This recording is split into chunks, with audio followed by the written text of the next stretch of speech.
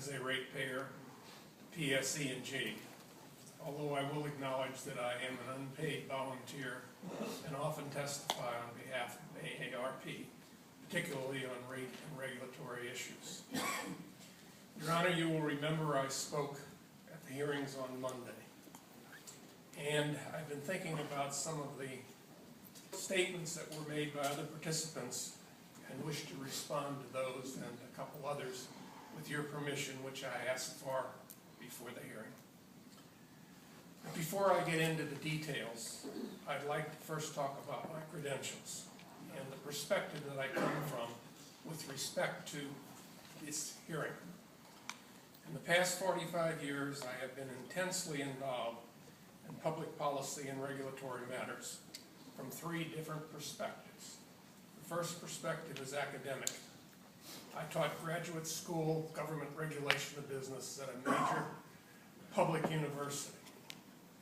I also come as an advocate for a major, with experience as an advocate for a major regulated utility, first as an attorney and later as a vice president managing regulatory matters.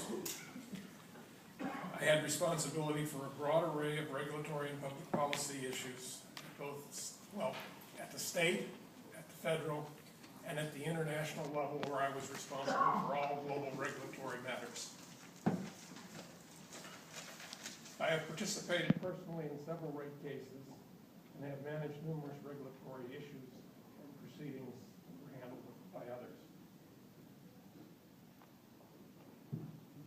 I also have been a consumer advocate. As I said, I'm a volunteer, unpaid volunteer for AARP for the last 10 years, including 6 years in which I was a member of the National Policy Council of AARP in Washington, D.C., where I was primarily responsible for rewriting AARP's utility and regulatory policy, along with the former commissioner of the California Public Service Commission.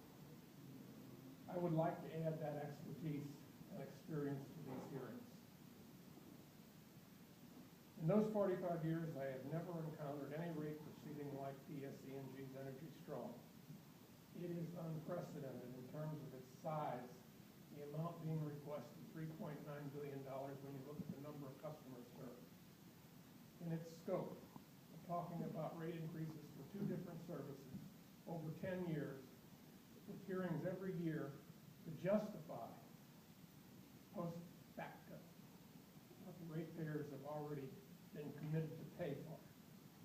It is lopsided in terms of its unbalance in favor of utility as opposed to the ratepayer. As my mother would have said, if she's still alive, it's just ass backwards.